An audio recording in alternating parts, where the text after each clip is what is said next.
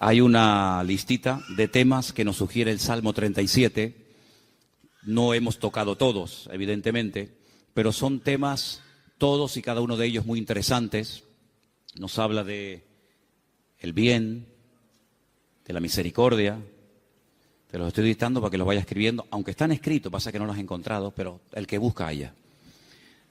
La justicia, la salvación, la sabiduría, etcétera, etcétera. Son muchísimos temas que nos habla el Salmo 37, y eso lo vimos el jueves, para los que estuvisteis aquí y para los que no estuvisteis.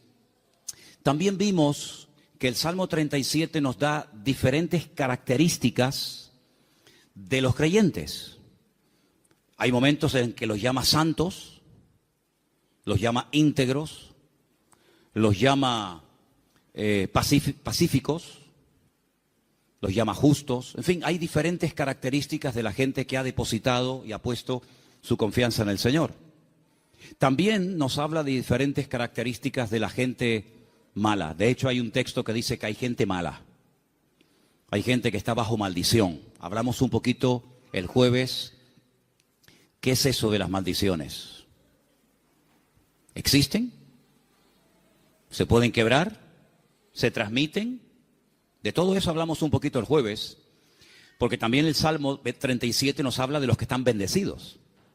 Así que habla de los que están bendecidos y de los que están bajo alguna maldición. Y pusimos el ejemplo de los cananeos, que eran los nietos o eran descendientes de uno de los hijos de Noé, y cómo Noé maldijo a Canaán, no a Can, su hijo, sino a Canaán, y de la cual vienen toda la raza, todas las naciones de los cananeos, todas las tribus, pueblos que estaban allí, y cómo eran personas que tenían unas características típicas de los cananeos. Una promiscuidad sexual terrible, idólatras, agresivos, salvajes realmente. Y todo eso nos lo sugiere el Salmo 37. Y el Salmo 37 también nos ayuda a superar ciertas y determinadas actitudes que, si no las cortamos de raíz, se pueden terminar convirtiendo en algo normal en nuestra vida. Por ejemplo, la envidia. La envidia hay que cortarla de raíz. Los celos, la desconfianza. Dice la Biblia que no tenemos que tener envidia, no tenemos que perder los nervios. Después todo eso lo vamos a ver viendo los versículos. Pero el Salmo 37 es un salmo que también nos ayuda a reaccionar ante lo que nosotros podemos considerar una injusticia. Yo pienso que si yo en esta tarde preguntara, ¿cuántos de los que están aquí han sentido que en algún momento se han sentido injustamente tratados? Pienso que a lo mejor todos levantaríamos la mano, ¿sí o no? A veces por un padre, por una madre, por un pastor, por un jefe en el puesto de trabajo. Todos hemos sido de alguna manera, en algún momento, desde nuestro punto de vista, cuidado, injustamente tratados. ¿Y cómo tengo que reaccionar ante la injusticia? Ante lo que yo esperaba recibir y resulta que he recibido, pero todo lo contrario. El Salmo 37 es el antídoto perfecto. Que por cierto no es la queja. La queja es el lenguaje de los cobardes. La queja mata la fe, debilita el alma. Cuando una persona está todo el santo día quejándose, aunque no hables mucho con él o con ella, la forma como habla, la forma como opina, te está descubriendo el bajísimo nivel espiritual de su vida. El Salmo 37 nos habla de diferentes niveles espirituales. Alguno dirá, pero hay niveles. Claro que lo hay. No todo el mundo tiene la misma fe. No todo el mundo tiene el mismo nivel de paciencia, o de amor, o de conocimiento de la palabra. Siempre habrá alguien que sepa más que nosotros, ¿sí o no? Cuando ustedes van, por ejemplo, a la Biblia, encuentras momentos en los que el Señor se le queda mirando a un hombre y le dice, tú eres un hombre de mucha fe, grande es tu fe. Y hay momentos que se le queda mirando a otro y le dice, hombre de poca fe. Luego, los dos tenían fe, pero este tenía una gran fe y este tenía fe, pero poca. Entonces, en la vida, no todo el mundo tiene la misma fe, no todo el mundo tiene la misma paciencia, no todo el mundo tiene el mismo conocimiento, el mismo discernimiento espiritual. Eso es normal, eso es así, nos guste o no. Y el Salmo 37 nos da consejos para alcanzar un nivel óptimo en nuestra relación con Dios y no caer en la desilusión, en la desesperanza, en la tristeza, porque dijimos que la tristeza, estoy preparando un mensaje, ya lo daré en su momento. Bueno, estoy preparando un montón de mensajes, pero uno de los que estoy preparando son las distintas caras o disfraces que se pone el orgullo. El orgullo se disfraza, se camufla, a veces de religioso, de espiritualidad, pero a veces el orgullo, y usted dirá, ¿sí? Me suena raro eso. Bueno, el orgullo a veces se disfraza de tristeza. La gente tiene una tristeza y en el fondo es porque tiene un problema con el orgullo.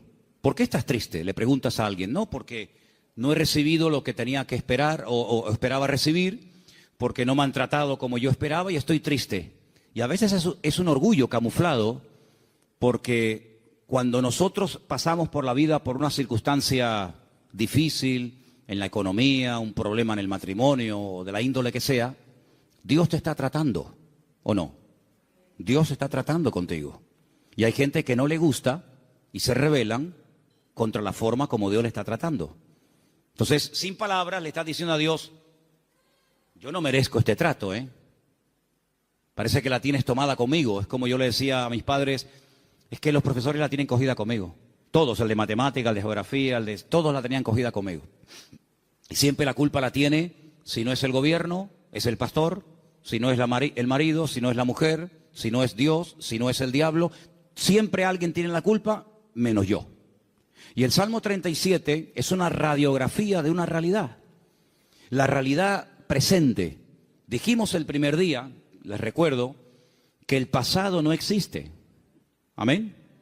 El pasado no existe, no podemos presentarlo, no podemos pesarlo, no podemos medirlo, no podemos tocarlo, no podemos verlo.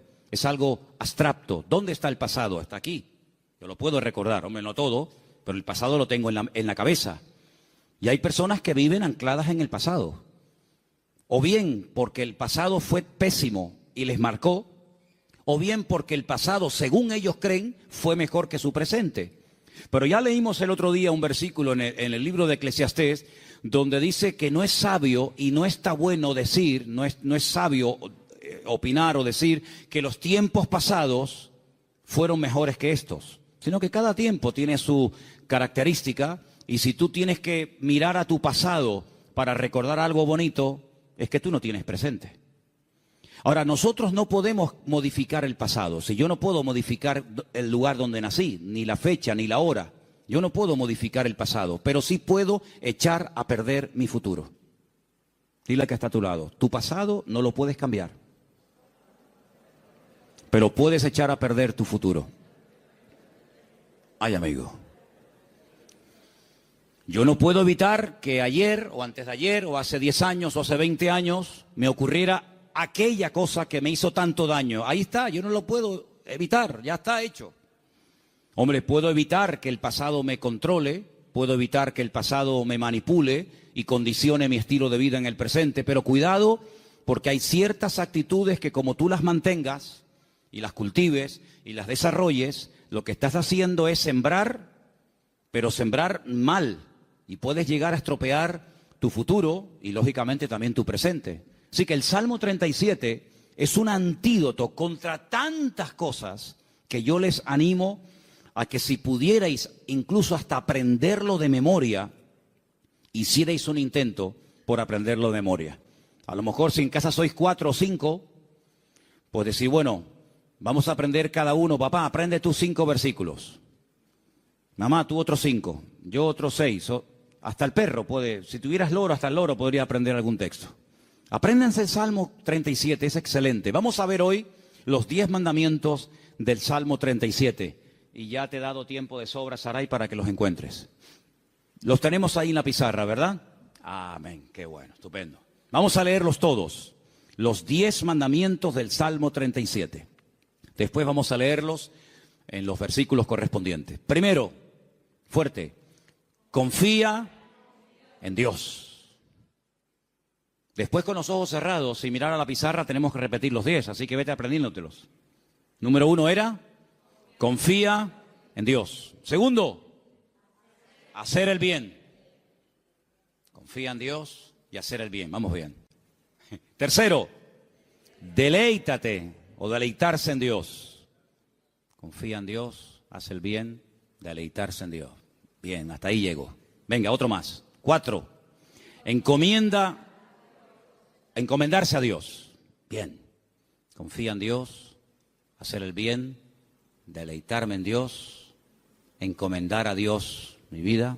Venga, el 5, guardar silencio. Pero no dice, hermano, que hablemos. Guardar silencio ante Dios. Guardar silencio. 6, esperar en Él. 7, dejar la ira. 8, dejar el enojo, desecharlo. 9, apartarme del mal. Y 10, guardar su camino. ¿Qué tal? ¿Los habéis aprendido? Vamos a repasarlos.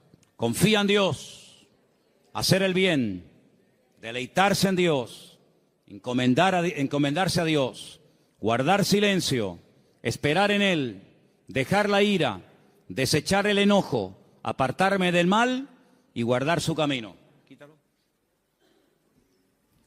Los 10 mandamientos del Salmo 37. Número 1. Bien, confía en Dios. Número 9. No. Segundo. Ese es, hacer el bien. Número 3. Número 4. 5. Guardar silencio, sin mirar. 6. Esperar en Él. 7. 8. 9. Apartarse del mal. Y 10. Guardar su camino. Versículo 3 del Salmo 37 dice: confía en Dios. Primer mandamiento. Confía en Dios. Fiarme de Dios. Depositar toda mi vida en sus manos, sabiendo que no hay vida más segura que cuando yo pongo mi confianza totalmente en el Señor. No digo que pongas parte de tu vida o parte de tu negocio o parte de tu tiempo en las manos del Señor y otra parte, no. 100% tu confianza en Dios. Porque algunos dicen, no, yo confío en Dios.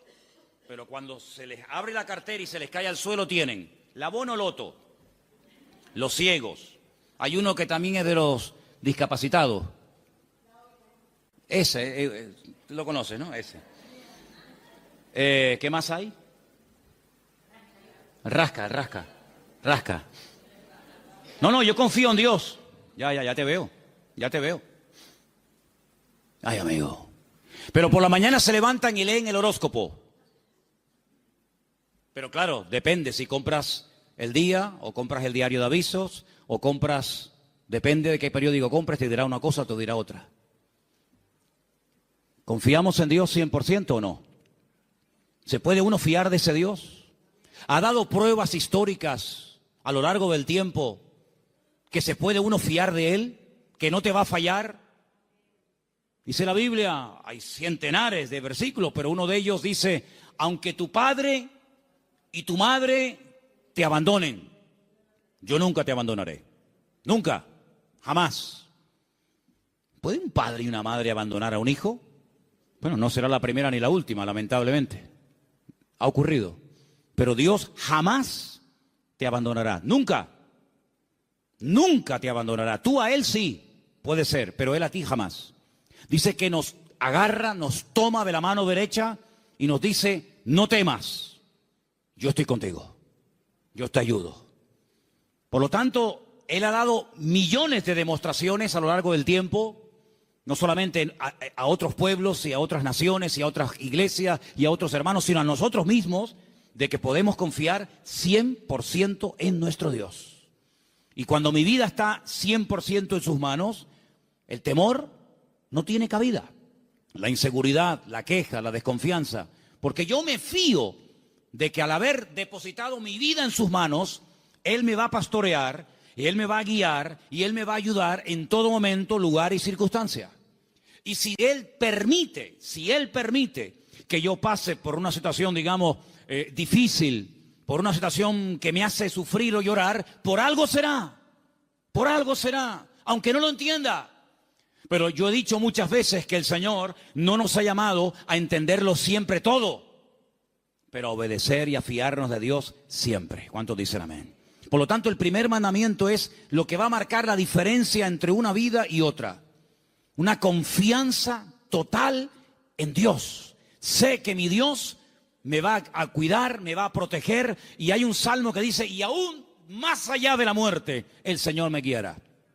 Porque mi vida ha sido comprada con su sangre, y para Él soy su hijo, y el Señor nunca, jamás abandonará a sus hijos. Pero en el mismo versículo 3, donde hemos leído, confía en el Señor, dice, haz el bien.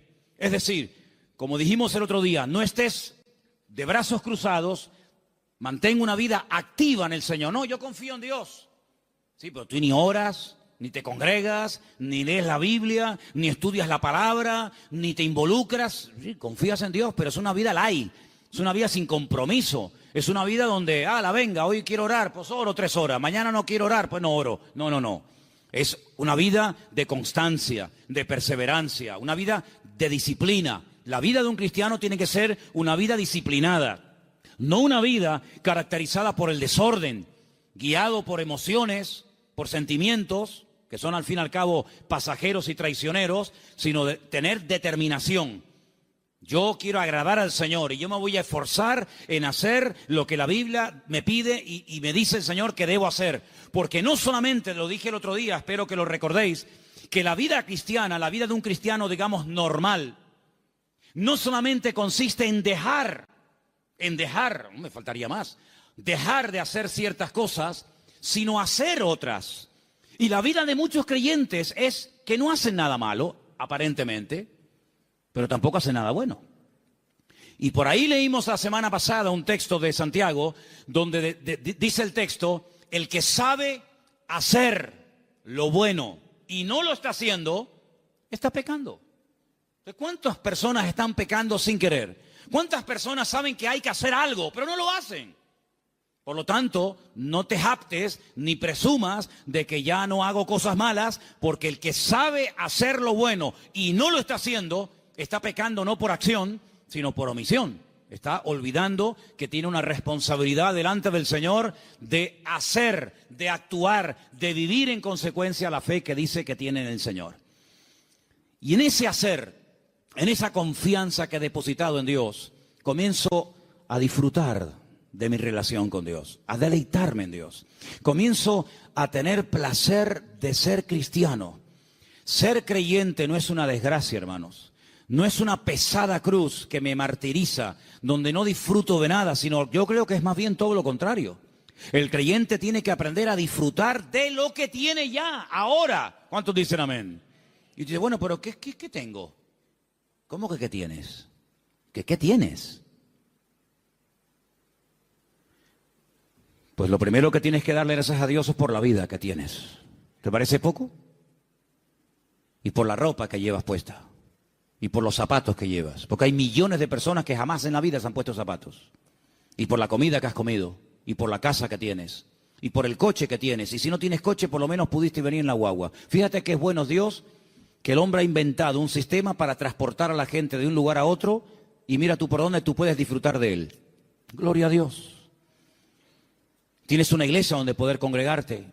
Si tienes hijos, si vienen a la iglesia, ahora mismo están siendo atendidos por hermanas que se están perdiendo el culto para que tú estés aquí oyendo la palabra y los niños están siendo atendidos. Gloria a Dios por ello. Gracias al Señor por el lugar donde vivimos. No tenemos que vivir con miedo, con una inseguridad. Algunos que han venido de otras naciones, ¿qué les voy yo a decir a ustedes? Donde me dicen, no, que va allí. Donde yo a las 5 de la tarde todo el mundo como los topos bajo tierra. Todo cerrado, con rejas, con ventanas, con persianas. Uy, por la calle no puedes ir porque va todo el mundo armado y te quitan el reloj y te quitan esto. Aquí a mí nunca me han quitado nada y tengo 55 años, a mí nunca me han robado. Cuidado, a ver si ahora me va a pasar que me roben, pero bueno, no pasa nada. Si me roban, ¿sabes por qué me han robado? Porque algo me sobra.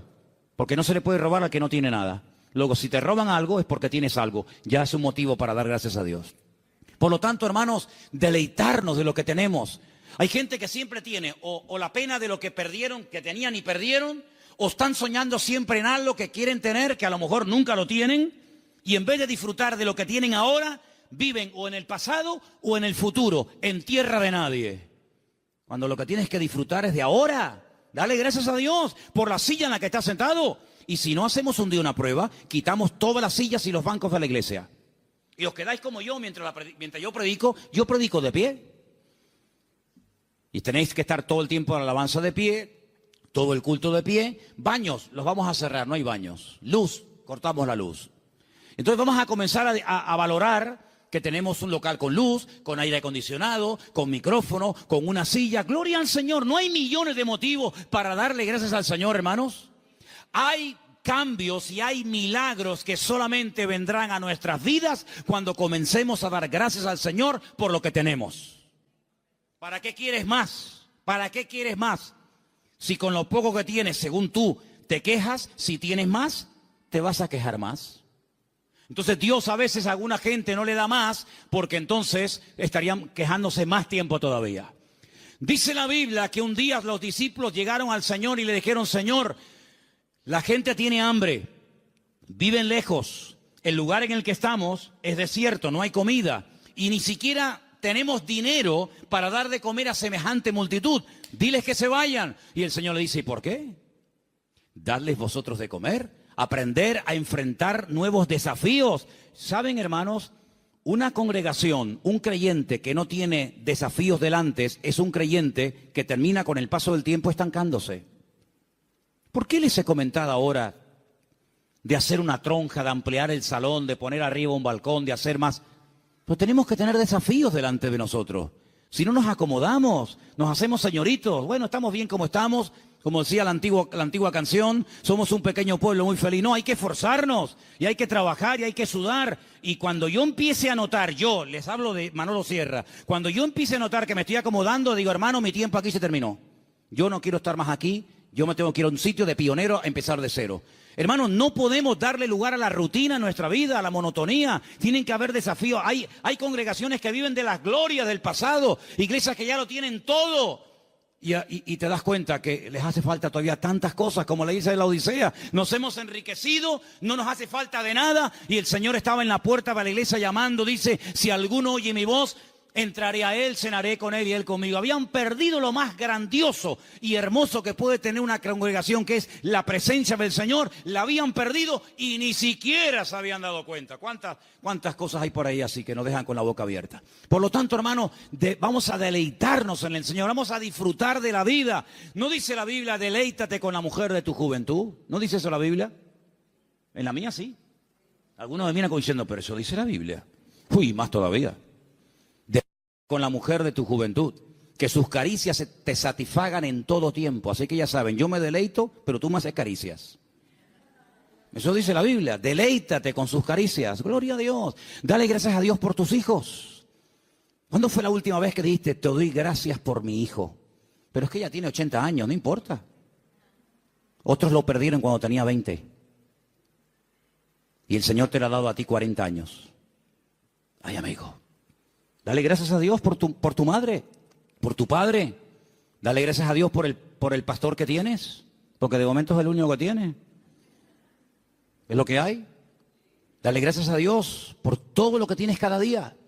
Y cada vez que comas, di: Señor, hoy han muerto 17,000 personas de hambre en el mundo y yo no seré una de ellas. Yo ahora tengo algo para llevarme a la boca. Gloria a Dios. Comenzar a regocijarnos en el Señor.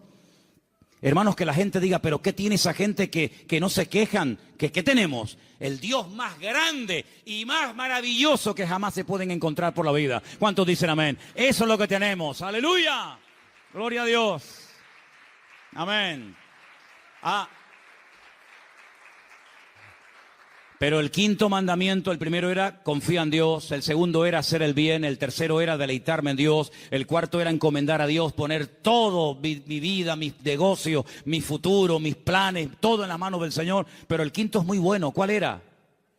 Guarda silencio. Ay, amigo. Ay, amigo.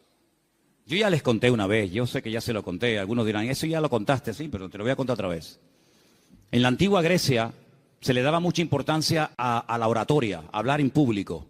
De hecho, había escuelas muy famosas que hasta el día de hoy, en marketing y en muchas escuelas, se emplean las técnicas de aquella época, donde los griegos le daban mucha importancia al hablar en público, a perder el miedo escénico, etcétera. Y había un famoso maestro de una de las escuelas griegas que cobraba por enseñar oratoria, por enseñar a hablar correctamente en público a la gente. Y vino un día un chico y le dijo que quería que este maestro le diera clases. Y el maestro le dijo, a ti te voy a cobrar el doble de lo que le cobra a todos los demás alumnos. Y este dijo, ¿a mí el doble? ¿Por qué? Dice, porque contigo voy a tener el doble de trabajo.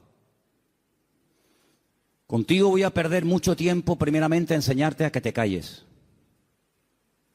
Y cuando aprendas a guardar silencio, es cuando por fin podré comenzar a enseñarte a hablar. Pero quieres comenzar a hablar, y para comenzar a hablar hay que aprender a estar en silencio. ¿Saben que el silencio es algo que se utilizó durante mucho tiempo en algunos lugares como tortura? Poner a una persona en un lugar donde no oía ningún tipo de ruido. Y en algunos casos la gente se terminaba volviendo loca. Pero muchas de las grandes cosas que Dios ha revelado a lo largo de la historia, grandes hombres de Dios, lo ha hecho en la calma, en el silencio. Hay un pasaje muy interesante donde un profeta llamado Elías, un gran hombre de Dios, estaba pasando un momento muy difícil en su vida. Se sentía solo, incomprendido, le pidió a Dios que le quitara la vida. En fin, todo lo que ustedes saben. Y hay un momento en el que él sale de la cueva y dice que se produce un terremoto tremendo en la puerta de la cueva, y él ve que ese terremoto es tan tremendo, tan destructivo, que las rocas se partían. Y había un viento huracanado tremendo y todos los árboles caían. Pero dice, pero Dios no estaba en todo aquello. Él estaba acostumbrado a moverse en el barullo, en el ruido, en el follón, en lo espectacular. Y dice que al final de todo sopló un silbo, un viento suave, una cosa muy suave, muy delicada. Y dice, y el Señor estaba en aquel silbo apacible. Hay creyentes que están todo el día hablando y hablando y hablando y hablando, y muy pocas veces oyen o tienen tiempo para oír la voz de Dios. Búscate un lugar tranquilo, donde tú puedas estar tranquilo, sin televisión, sin internet, sin niños, sin el perro, sin el gato, sin fulano y mengano, donde puedas estar tranquilo, tranquila, pensando en lo que está pasando en tu vida, aprendiendo a interpretar las circunstancias que te rodean. Si algo bueno tiene el silencio, es que tiene una parte terapéutica, ayuda al hombre a meditar y a reflexionar. ¿Qué estoy haciendo con mi vida? Me he plantado ya con una edad en la vida. ¿Qué le está pasando a mi hijo, que lo veo últimamente muy callado, o muy hablador, o muy atontado, o muy espabilado? ¿Qué está pasando en el ambiente? Y es en esos momentos de calma, de quietud, de silencio ante la presencia del Señor, donde el Señor te puede revelar y te puede mostrar cosas que en el barullo, en el follón y en el ruido no se captan.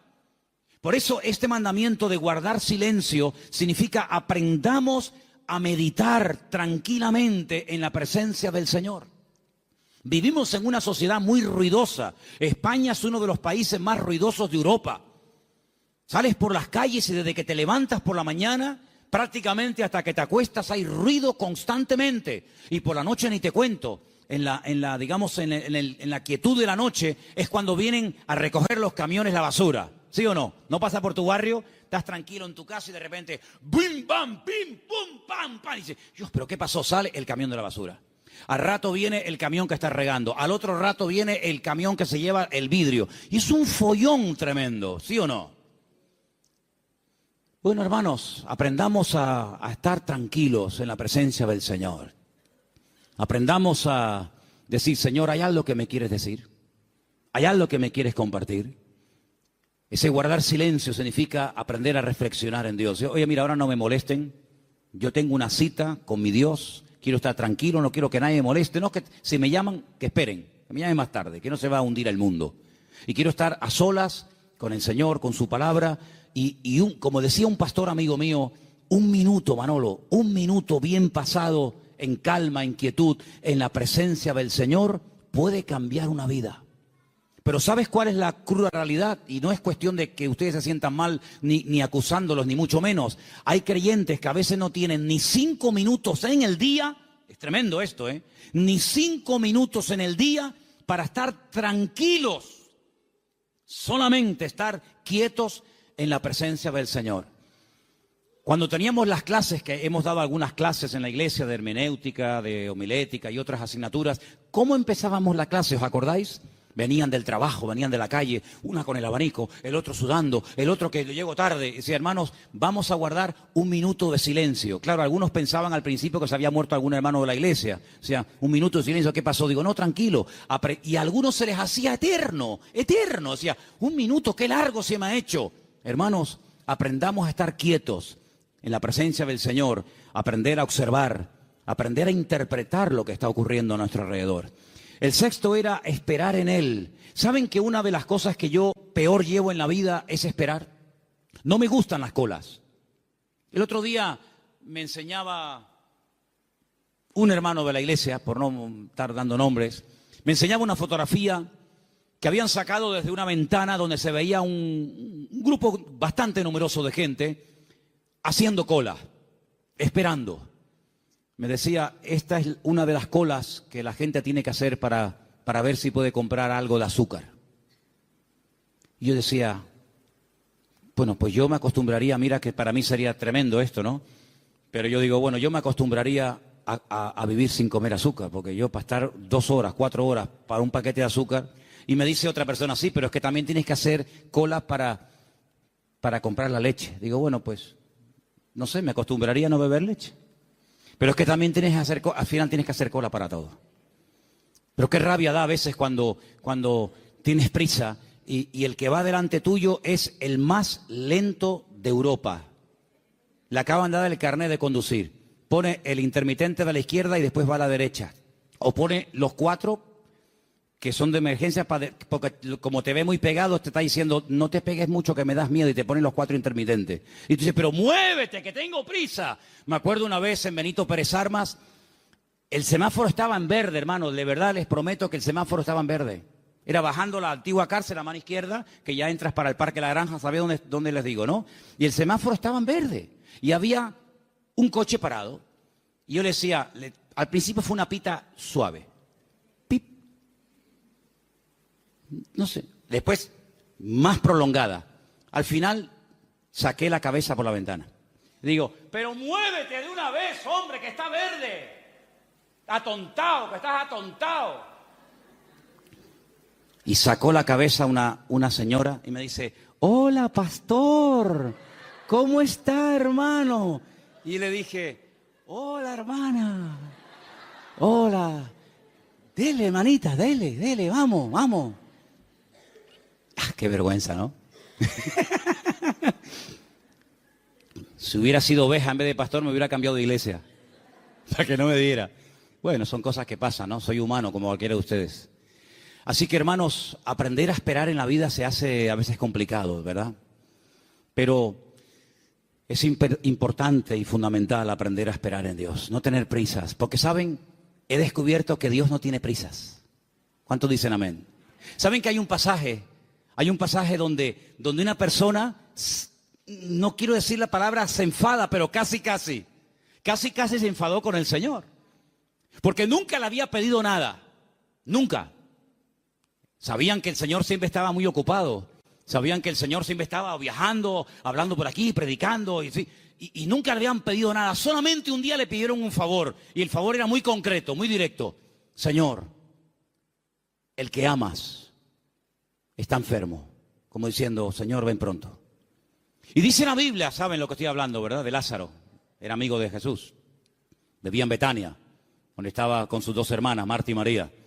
Dice la Biblia que cuando le llega la noticia al Señor, no dice, como seguramente esperaban la familia, venga, vamos que hay que ir a orar por Lázaro. O podía incluso haber hecho lo que hizo con el siervo del centurión, ¿os acordáis?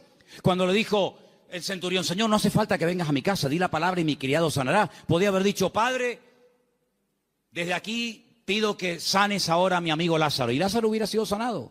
Pero ni siquiera hizo eso. Sino dice que llegó 4 días después del aviso. Y claro, cuando llegó, evidentemente, la enfermedad era grave, porque dice la Biblia que Lázaro ya estaba muerto y enterrado. Si ellas sabían que no iban a molestar al Señor por una tontería.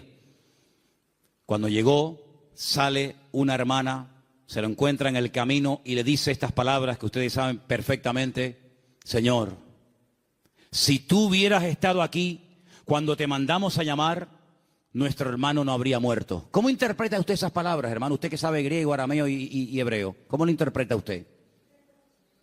Me ha fallado. Mi hermano se murió por tu culpa. ¿Está mal interpretado? Es versión Manolo Sierra. Si tú hubieras estado aquí, esto no hubiera ocurrido. Sale la otra hermana. Porque una parece que era como más carnal, ¿no? La otra era un poquito más espiritual. Pero fíjate que las dos se contagiaron y le dijeron exactamente las mismas palabras al maestro. Si tú hubieras estado aquí, mi hermano no hubiera muerto. Estaban dolidas, ¿sí o no? Estaban dolidas, estaban molestas con el maestro. Esto no tenía que haber pasado. Salmo 37. No te impacientes, no pierdas los nervios. Después vamos a ver eso. Y el Señor le dice: Marta, María, que yo soy la resurrección y la vida. El que cree en mí, aunque esté muerto, vivirá.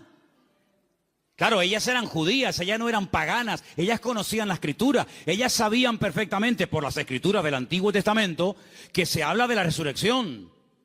Y entonces cuando el Señor dice que yo soy la resurrección y la vida, y le dice el Señor, tu hermano resucitará, ellas dicen, yo sé que mi hermano resucitará, pero no ahora, sino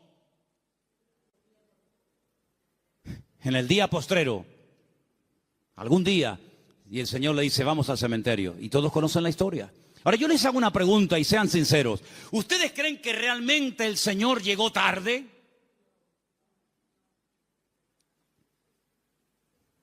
El Señor nunca llega tarde a ninguna casa, a ninguna familia. El Señor siempre llega cuando tiene que llegar. Siempre. Es que si esto hubiera ocurrido media hora antes, sí, pero ocurrió así. El Señor lo quiso así. Y ya está. El Señor llegó cuando, humanamente hablando, según ustedes, ya no hay nada que hacer. Y hay situaciones, escucha bien esto, hermano, porque cuanto antes lo aprendan, algunos, unos más que otros, mejor. Hay situaciones que Dios permite, escucha bien, que Dios permite que lleguen hasta el final. Cuando ya, humanamente hablando, no hay ninguna posibilidad de cambio. Y el Señor lo permite. Hay otras que no. Hay otras que dicen, no, vamos a hacer esto ahora. Pero hay otras que dicen, tranquilo, lo va a hacer, pero no ahora. No cuando tú quieras, sino cuando yo quiera y como yo quiera. Y cuando llega al cementerio, hace uno de los milagros más espectaculares que el Señor hizo a lo largo de su ministerio. Levantar a un muerto que hacía 4 días que estaba enterrado. Eso no lo había hecho nunca. Había resucitado personas que estaban aún calientes. ¿Se acuerdan? La hija de Jairo. Cuando llegó, dice, acaba de morir. Luego, si la tocabas, la niña estaba caliente. Acaba de morir, pero estaba muerta. Pero el Señor la resucitó. Había otros casos donde dice la Biblia que lo llevaban en la caja para enterrarlo. Y bueno, los judíos entierran a la gente el mismo día que muere. Por lo tanto, no hacía ni 24 horas que había muerto. Pero nunca el Señor había llegado tan lejos. Nunca el Señor había hecho un milagro de una resurrección después de 4 días. Si ustedes van a Israel, si ustedes han ido a Jerusalén alguna vez conmigo, ustedes van a ver que en todos los cementerios judíos hay una abertura, como una ventana, que es por donde se cree que al tercer día se va el alma. Y ya es como demasiado tarde, ya no hay escapatoria. A los 3 días, a las 72 horas, se va el alma y ya se fue. ¿Cuándo llegó el Señor? Al 4.º día. Cuando ya no había ninguna posibilidad, según la tradición, según la medicina, de levantar a un muerto, es cuando llegó el Señor. No podía el Señor haber llegado el primer día antes de que muriera así, pero hubiera sido una sanidad más de tantas. Pero el Señor quería hacer algo especial, porque amaba tanto a Lázaro, que si hubiera llegado a la media hora o a los 10 minutos de haber recibido el llamado, hubiera sido una sanidad. Y Lázaro podía haber dicho, el Señor me sanó cuando yo estuve enfermo. Pero yo te amo tanto, Lázaro, que no te voy a sanar. Te voy a resucitar. Y eres la única persona en toda la historia de la humanidad que yo resucité al cuarto día. Entonces no te das cuenta, hermano y hermana, que a veces hay situaciones como que tú dices, pero ¿dónde va a terminar todo esto? ¿Pero hasta cuándo va a llegar esto? Es por el amor tan grande que Dios te tiene, para que no sea una cosita más que puede pasar desapercibida, o que incluso algún incrédulo diga, bueno, sería casualidad. No, va a llegar al límite, al extremo, cuando ya no hay ninguna posibilidad de cambio, de mejoría o de perfeccionamiento, cuando el Señor va a llegar y va a decir, ahora, para que la gente diga, esto era para la gloria del Señor. ¿Cuántos dicen amén? ¡Aleluya! Así que, tranquilo, no te precipites. Amén. Hay 4 prohibiciones antes de seguir con la lista de los mandamientos. Hay 4 prohibiciones, las voy a leer rápidamente. 4 cosas que el Salmo dice que no tenemos que hacer. Yo las voy a leer y tú te vas a preguntar a ti mismo si la estás haciendo. La primera está en el versículo 1. Salmo 37:1. No te impacientes a causa de los malignos. No te impacientes. No pierdas la paz. Tranquilo, relájate. Dile que está a tu lado, relájate, tranquilo, no te impacientes, no pierdas la paciencia. Número 2, en el mismo texto, ni tengas envidia de los que hacen iniquidad. Así que ni impacientarme, ni tener envidia, jamás, ni una cosa ni otra. Versículo 7, no alterarme. Guarda silencio ante el Señor, espera en Él, no te alteres con motivo del que prospera en su camino por el hombre que hace maldades. No te alteres, tranquilo, relájate, cuenta hasta 10.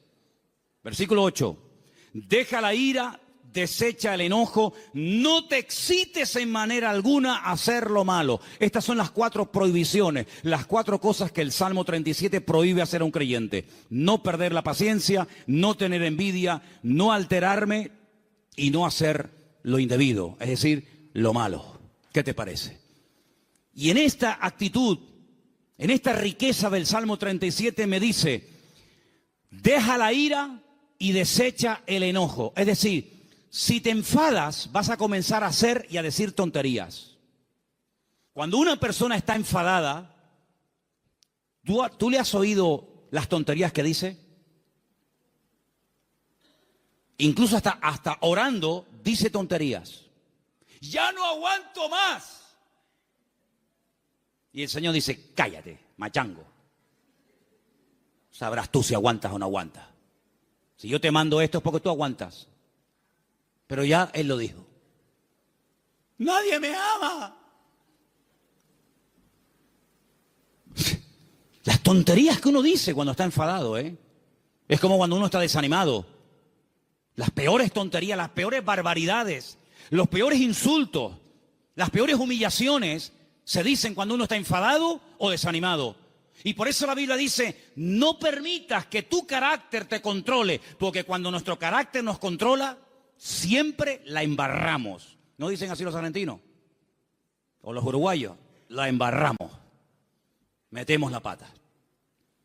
Entonces, pues oye, Señor, ayúdame a tener control, dominio propio, dice la palabra. Dominio propio. Teníamos hace años en una montaña que hay en Llano del Moro, en una torre muy alta, teníamos unas antenas que colocamos allí cuando pusimos la primera emisora de radio cristiana de las Islas Canarias. Y había un hombre que todas las mañanas subía a ese monte y pegaba un grito, pero un grito que se oía en todo el valle, se montaba en el coche y yo creo que se iba a trabajar. Y yo digo, Oye, uno dirá que está loco, pero yo creo que este hombre es sabio, ¿eh? Porque el hombre se iba al monte, pegaba un alarido estilo Tarzán. Yo creo que tenía algo de espíritu de Tarzán. Gritaba, se montaba en el coche y se iba. Oye, a lo mejor tenemos que irnos a la montaña de los Campitos. Procura que no haya nadie, porque claro, si subes por la noche y pegas un alarido estilo hombre lobo allí, van a decir que hay un loco aquí, un endemoniado. Pero hermano, ¿sabes qué? Tenemos que aprender a desahogarnos con Dios. ¿Cómo se desahogaba Cristo? Con el Padre. ¿Dónde fue? Al huerto de Getsemaní. Y en el huerto de Getsemaní dice que agonizaba, lloraba, clamaba, allí peleaba. Y cuando salía y se levantaba y le decían, venimos a aprender a Jesús, dice, yo soy. ¡Pum! Y caían todos al suelo.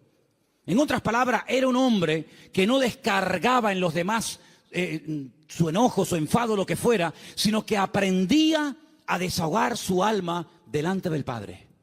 Y eso es algo que tenemos que aprender todos, hermano. Porque hay gente que está contenida. Y hermano, el tranquilito, el que no se enfada nunca, cuando se enfada, échate a correr, ¿eh? Échate a correr. Dice, no, este bobo. Este no se enfada nunca. Cuando se enfada, apaga la luz y vámonos, ¿eh? Porque es el increíble Hulk. Que por cierto, me encontré en la puerta de la iglesia allí 2 puños del increíble Hulk. No sé si a alguien se le cayeron. ¿Los puedes enseñar? No sé quién trajo eso, pero bueno, ahí están. Yo dije el otro día, y según el Salmo 37 y otros, hay 2 vías de escape, 2 válvulas de escape que Dios ha puesto en el ser humano que tiene que usarlas. Una es el llanto y otra es la risa. Claro, como te enseñaron que los hombres no lloran, pues está trancado. Y como tampoco no es la alegría de la huerta, dicho sea de paso, pues tampoco se ríe. Entonces ni llora ni ríe. Y un día va a explotar más de uno. Pero aprende a reírte en el Señor. Aprende a llorar en la presencia del Señor. No dice la Biblia, bienaventurados los que no se ríen. Bienaventurados los que no lloran. ¿Lo habéis leído alguna vez? Yo tampoco. Bienaventurados los que lloran, dice la Biblia. Pues llora, mija, llora. Llora delante del Señor. Llora, hermano y hermana, delante del Señor. Señor, lloro de esto, lloro por aquello, lloro por tal, lloro por cual. Y te aseguro que tu alma se va a descargar, se va a desahogar. Y cuando salga, vas a salir con las fuerzas renovadas, vas a salir levantado por el Señor, vas a salir bendecido, pero no vivas una vida hermética, trancada, porque ni Cristo vivió así. Él dice la Biblia que se quebrantó y lloró y sudó grandes gotas de sangre y se desahogó delante del Padre. Ahora, ¿qué hace la gente? Se desahoga con una botella de vino en la mano, se desahoga metiéndose un pico de heroína, se desahoga haciendo no sé qué y no sé cuánto, echándole la bronca a la mujer, al hijo, pegándole una paliza al otro. No, esas no son las formas, esos son los métodos mundanos. La forma de Dios es que aprendas a ir a la presencia del Señor y abrir tu corazón y decirle, Señor, no aguanto más. Y en la Biblia encontramos grandísimos hombres de Dios que lloraron a gritos, dice la Biblia. Sí. A gritos lloraron. ¿Quién? José. Lo dije el otro día cuando compartía de este mismo salmo. Dice que ya no aguantaba más. Léalo. Textualmente lo estoy citando. Ya no podía contenerse más. Ya llegó al límite. Oye, me venden mis hermanos. Les pido por favor que se apiaden de mí, que me saquen de este pozo, que tenía que haber escorpiones y serpientes. No me hacen ni caso. Me quitan las prendas, me llevan desnudo a Egipto. ¿Yo qué pinto en Egipto? Un país de idolatría, un país de una promiscuidad terrible, de idolatría por todos lados. De repente llega allí, no sabe hablar el idioma, desnudo, lo compran como esclavo. De ser el niño bonito y amado del padre, pasa a ser un esclavo, un sirviente, sin derechos, tratado al trancazo. Por querer vivir una vida recta y honesta y santa delante del Señor. Lo acusan de algo que él nunca había hecho. ¡Pum! A la cárcel, sin comérselo ni bebérselo, ahora en la cárcel. Allí con delincuentes, con asesinos, con violadores, con lo peor. Y ahora, ¿y cuándo voy a salir yo de aquí? Yo qué sé, no tengo abogado, yo ni siquiera sé expresarme en el idioma de este país. Cuando sale de allí, Dios lo levanta, lo bendice, lo prospera. Y cuando ve venir a sus hermanos, no permitió que la ira, que el enojo, que la rabia dijera, ahora que tengo poder. Porque cuántas veces yo he dicho de este mismo púlpito, si quieres conocer a un hombre de verdad, Si quieres conocer a un pastor de verdad, si quieres conocer a una persona de verdad, dale poder y dale dinero. Claro, el coleta, el otro que, en fin, y el otro, es muy fácil criticar lo que hacen los demás, que yo no defiendo a nadie, ahí me da igual, para mí son todos iguales. Pero hermano, cuando alguien suba ahí arriba, da igual si es un cargo poderoso en la política, en el deporte o donde sea, dale dinero, que mueva millones. Dale poder. Y espera a ver si no se corrompe. Porque es muy difícil llegar a esos niveles, moviendo centenares y miles de millones. Que tenga la cabeza bien amueblada. Ay, amigo. José ahora tiene poder, es el hombre más poderoso de la tierra después de Faraón. No se mueve ni una hoja sin su permiso. Faraón dice, no, a mí no vengan, vayan a él. Él es el que organiza el país, él es el ministro de Hacienda, él es el ministro de Economía, él es el que administra, a mí no me den la paliza, vayan a él. Delegó todo en José. Ahora tiene poder, ahora tiene autoridad, ahora tiene dinero, ahora tiene sirviente. Ahora hasta Potifar, aquel que lo compró, ahora tiene que venir y postrarse delante de él. La mujer de Potifar, ven para acá. Ahora él podía haber dicho, ahora os vais a enterar lo que vale un peine, amigo. Ahora vienen los hermanos.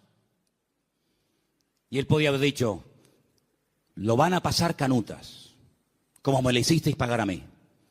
Dice que llegó un momento, viendo a sus hermanos, que ya no podía aguantar más. Y empezó a llorar a gritos.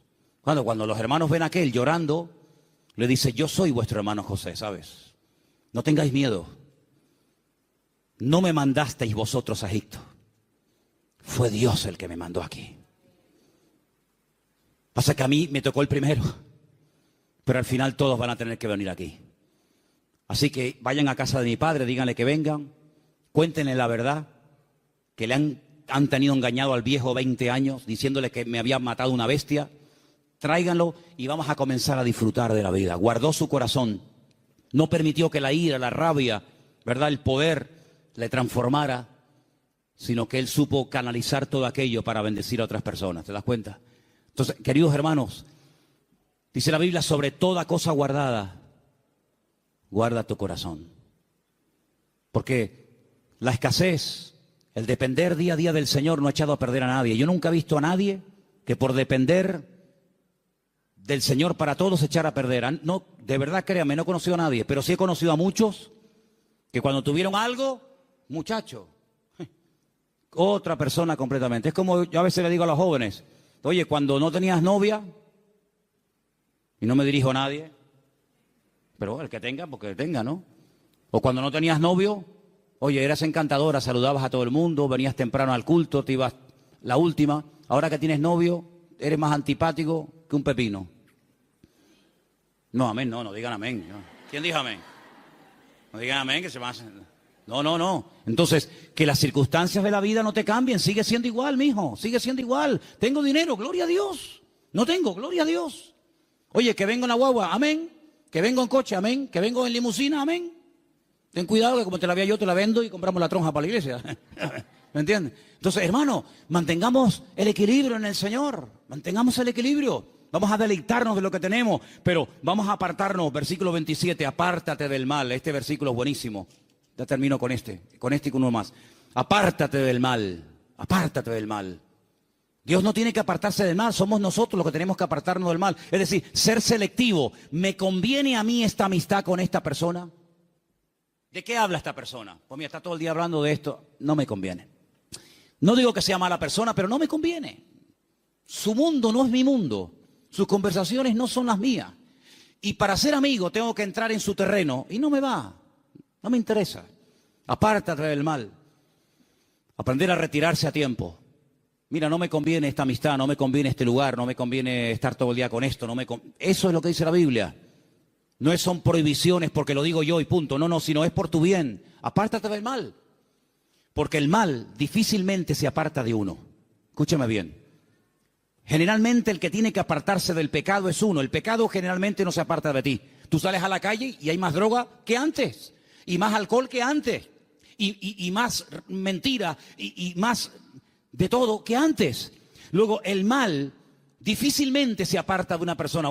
Te tendrás que ir a vivir al Valle de Ucanca allí solo, y ni siquiera allí.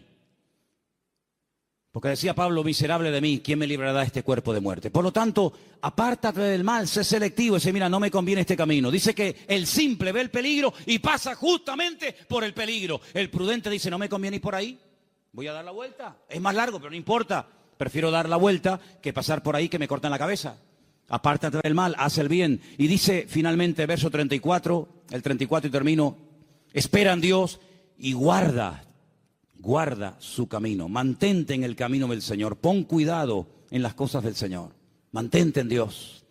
Un día bueno lo tiene cualquiera, pero es mantenerse un día, mantenerse dos, estar dispuesto a ser tratado.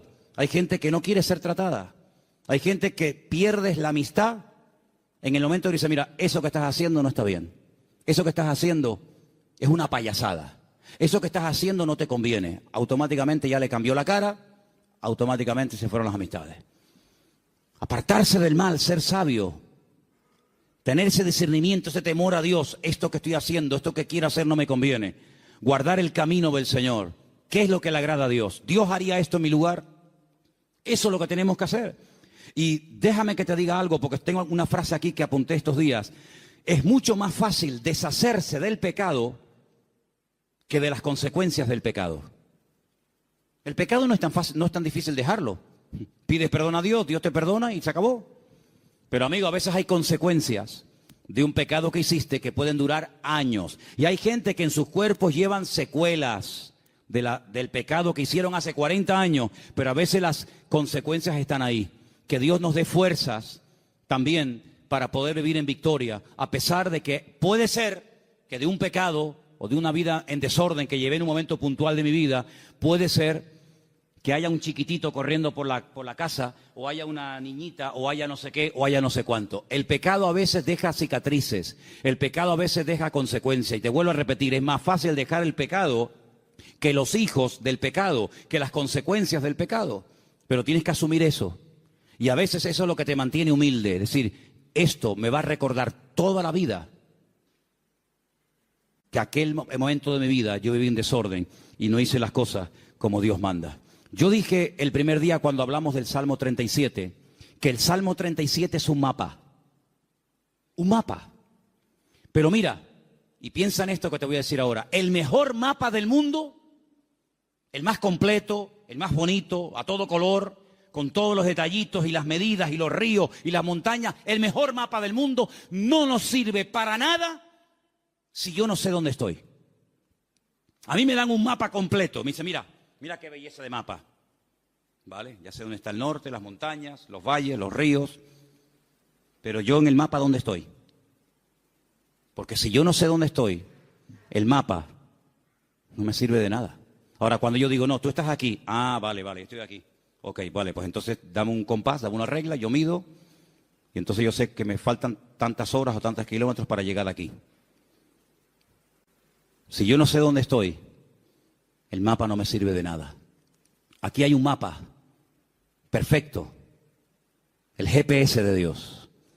Pero si tú no sabes dónde estás, ¿de qué me sirve a mí esto? Eso de decir, no, lee la Biblia. Si no, yo la leí, pero no sabes dónde estás. No sabes si estás bien, si estás mal, si estás en desorden, si no estás en desorden.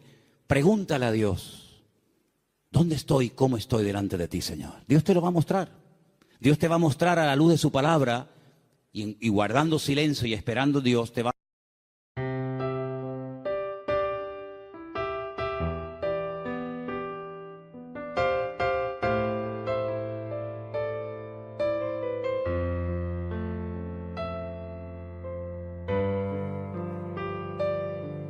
When my heart is heavier, I remember that I have got someone like you in my life.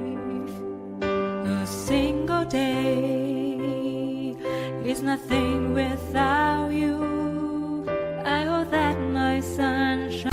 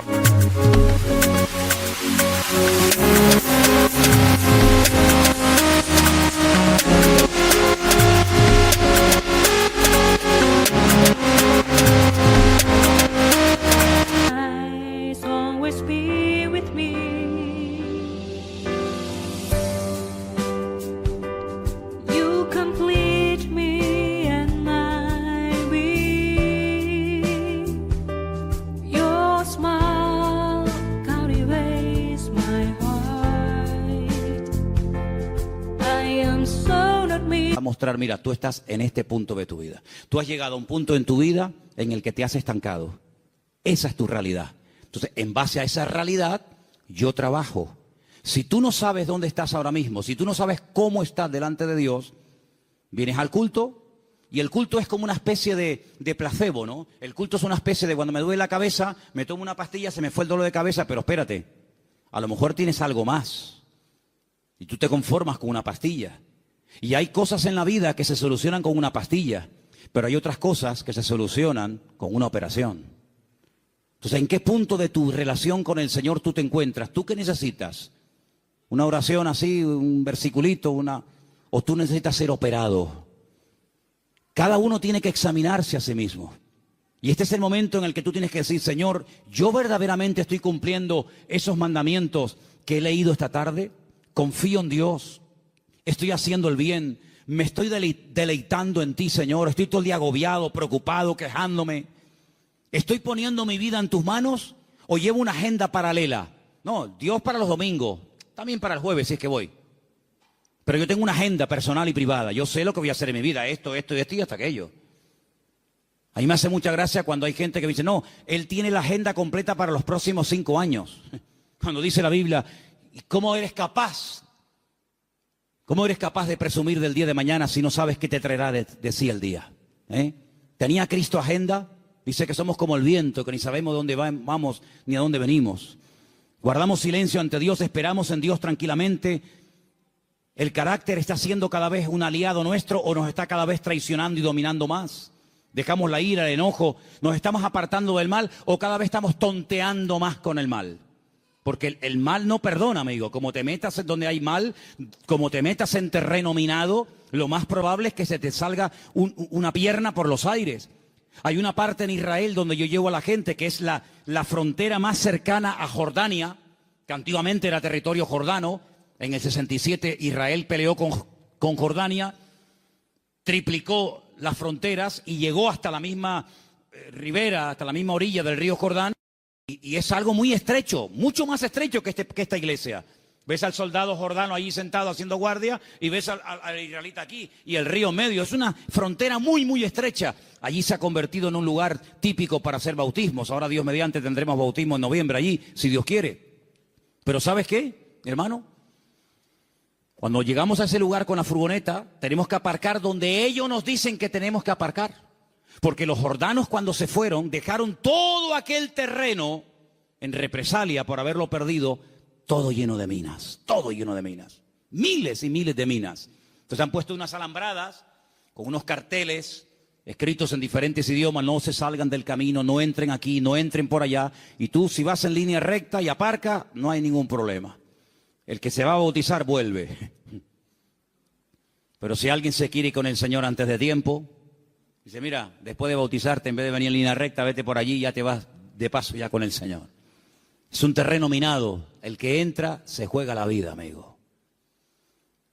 El mundo está lleno de minas. Tu barrio donde tú vives está lleno de minas por todos lados.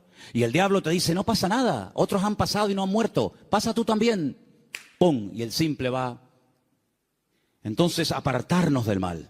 Decir, yo le veo las orejas al lobo, no le veo todavía el cuerpo, pero le veo las orejitas asomando por la valla, pues entonces me doy la vuelta y me voy.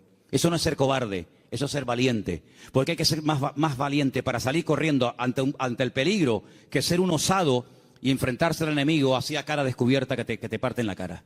Y finalmente dice, guarda su camino. Cierra tus ojos en esta tarde, hermano. Son estos 10 mandamientos. Apréndetelos de memoria.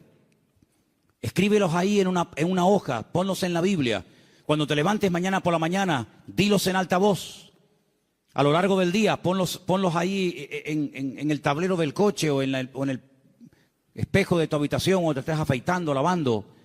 Ponlos en la mesilla de noche cuando te acuestes. Confía en Dios, hacer el bien, deleitarme en Dios, encomendar a Dios el camino, guardar silencio ante Él, esperar en Dios, dejar la ira, desechar el enojo, apartarme del mal, guardar su camino. Mañana otra vez, pasado otra vez. Y estas verdades van penetrando en tu vida. Y en cuestión de varias semanas, de varios meses, de poco tiempo, tú vas a notar que hay algo en tu vida que comienza a cambiar. Comienza a cambiar. Ahí tienes 10 consejos prácticos, 10 mandamientos de la palabra para vivir una vida victoriosa en Dios. Señor, en esta tarde te damos gracias por este precioso salmo. Salmo escrito por nuestro hermano y querido David HaMelech, el rey David. Gracias, Señor, porque tu palabra nos habla miles de años después de haber sido escrita, como si se hubiera escrito la noche misma. Señor, queremos pedirte que nos dé fuerzas para que podamos poner en práctica estos mandamientos, estos sabios consejos que el dulce cantor de Israel, el hombre más cerca del corazón de Dios, nos dejó en la palabra para que los escudriñemos y los pongamos en práctica. ¿Cómo sabía él que hay que apartarse del mal cuando hay tiempo de hacerlo? ¿Cómo sabía él deleitarse en Dios? ¿Cómo sabía David confiar en ti, Señor? ¿Cómo sabía David encomendar, poner la vida en tus manos antes que en el hombre? ¿Cómo habla la voz de la experiencia, Señor?